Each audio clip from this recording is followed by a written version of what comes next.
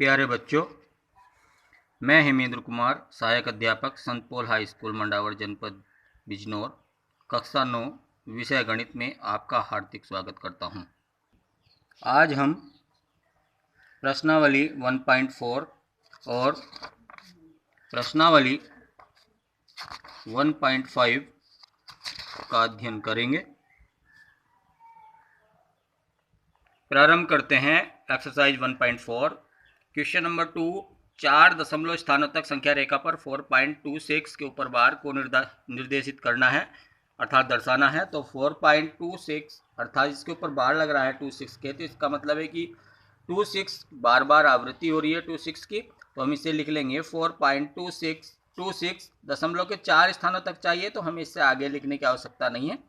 इस प्रकार से हम देखेंगे कि 4.2626 संख्या जो है वो 4 और 5 के मध्य स्थित है। तो हम सर्वप्रथम एक संख्या रेखा खींच लेंगे। संख्या रेखा पर हम जो है इस तरह से अंकित करेंगे नंबर। यहाँ पे लिखेंगे 4 और इसके आगे लिखेंगे, इसके बीच में टोटल 10 सेंटीमीटर तक निशान लगा लेंगे। तो यहाँ पे लिखेंगे पहले पे 4, फिर दूसरे पे 4.1, 4.2, 4.3, 4.4, 4.5, 4.6, 4.7, 4.8, 4.9 और 9 के बाद जैसे हम आते हैं तो अगली संख्या आ जाएगी 5। इस प्रकार हम देखते हैं कि इसके अंतर्गत 9 सेंटीमीटर बैठी लगभग। देख लेना आप गिन के इसमें 1, 2, 3, 4, 5, 6, 7, 8, 9, हर एक में इसके अंतर्गत 9 संख्याएं आनी है बीच में। इसी प्रकार हम देखेंगे हमारे पास है 4.2, तो इस बार हम देखेंगे 4.2 पे लेंगे, तो 4.2 पे निशान लगाएंगे।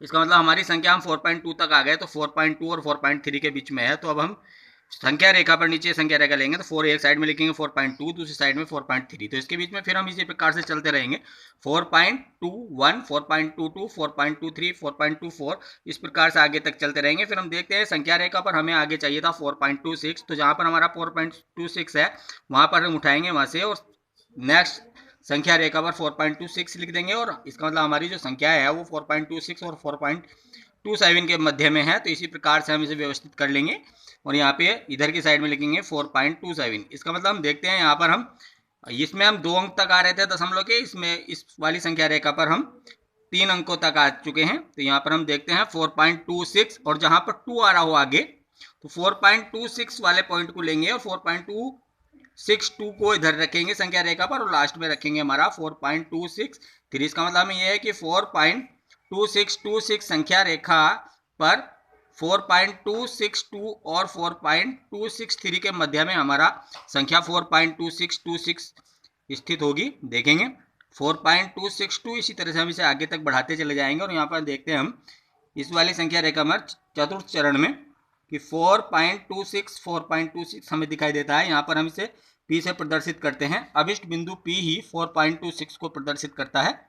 इसी प्रकार से आप प्रश्न संख्या 1 संख्या रेखा पर प्रस्तुत करेंगे। इसमें बार बार नहीं लिखा है, इस वजह से हम इसे डायरेक्ट लिख सकते हैं। 3.765 संख्या 3 और 4 के बीच में स्थित होगी। तो इसी प्रकार से आप इसे निरूपित कर लेंगे।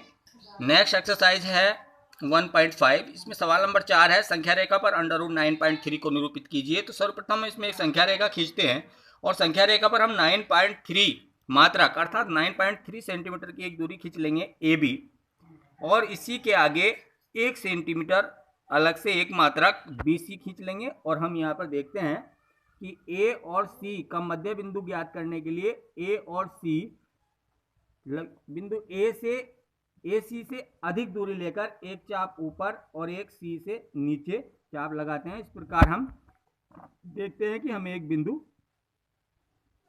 M प्राप्त होता है जो कि हमारा AC का मध्य बिंदु है। अब हम AM की दूरी प्रकार में भरकर बिंदु M को केंद्र मानकर एक अर्धवृत्त खींचते हैं जो कि बिंदु A और C पर मिलता है। अब हम बिंदु B पर एक समकोण बनाते हैं जो कि हमारे अर्धवृत्त को बिंदु D पर काटता है। फिर हम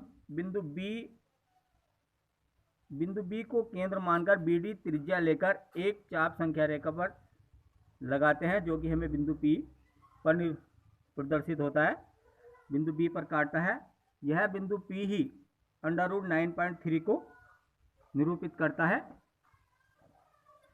स्पष्टीकरण के लिए आप √9.3 का वर्गमूल निकालेंगे तो आप देखेंगे 3.04 लगभग में बैठेगा। आप बी से पी की दूरी भी माप के देखेंगे तो आपका ये आएगा 3.04, तो अर्थात बिंदु पी ही संख्या रेखा पर √9.3 को निरूपित करता है।